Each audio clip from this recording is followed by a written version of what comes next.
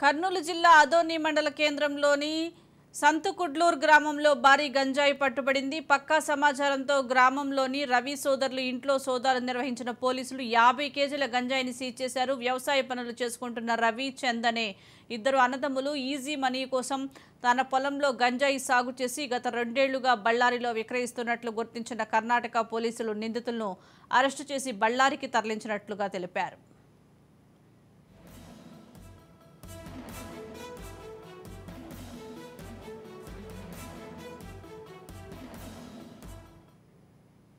దీనికి సంబంధించి మరింత సమాచారం మా ప్రతినిధి శివరాజ్ అందిస్తారు. శివరాజ్.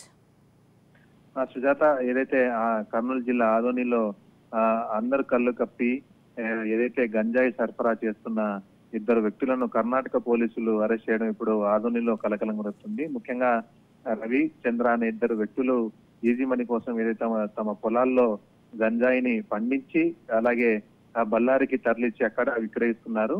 అయితే గుట్టు చెప్పుడు కాకుండా మూడో కంటికి తెలియకుండా ఈ పనులు జరుగుతున్నాయి. అయితే ఇటీవలే కొంత కర్ణాటకలో ఈ గంజాయికి సంబంధించిన రైడ్లు ఎక్కువ కావడంతో పోలీసులు ఎప్పటికప్పుడు తనిఖీలు నిర్వహిస్తున్నారు. అయితే ఓ వ్యక్తిని అదుపులోకి తీసుకున్న బళ్ళారి పోలీసులు దానికి సంబంధించిన విచారణ చేపట్టడంతో ఇప్పుడు ఏదైతే ఆదోనికి చెందిన రవి అలాగే చంద్ర ఇద్దరు వ్యక్తులకు సంబంధించిన గుట్టు బయటపడిందని చెప్పొచ్చు. ముఖ్యంగా వీరు తమకు విక్రయిస్తున్నారని చెప్పి పోలీసు సమాచారం ఇవ్వడంతో పక్కా సమాచారంతో కర్ణాటక పోలీసులు ఆదోనికి వచ్చి ఇద్దరు వ్యక్తులను అరెస్ట్ చేయడం జరిగింది. వారింట్లో దాదాపు 50 కిలోల గంజాయి స్వాధీనం చేస్తున్నారంటే చెప్పుకోవచ్చు.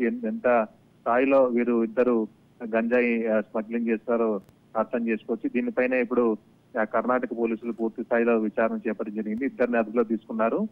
వారిని బళ్ళారికి తరలించి విచారణ అయితే చేస్తున్నారు. అయితే స్థానికంగా పోలీసులు కూడా ఏదైతే జరిగిన ఘటన పైన విచారణ చేస్తున్నట్లుగా తెలుస్తుంది. ముఖ్యంగా ఏదైతే సొంత పొలాల్లో మూడో కంటికి తెలియకుండా గంజాయి పండించి అలాగే స్మగ్లింగ్ చేయడం, దీనిపైన ఇప్పుడు ఇటు ఏపీ పోలీసులు అటు కర్ణాటక పోలీసులు ఇద్దరు ఏదైతే ముమ్మరంగా విచారణ చేస్తారని చెప్పుకోవచ్చు. సుజాత.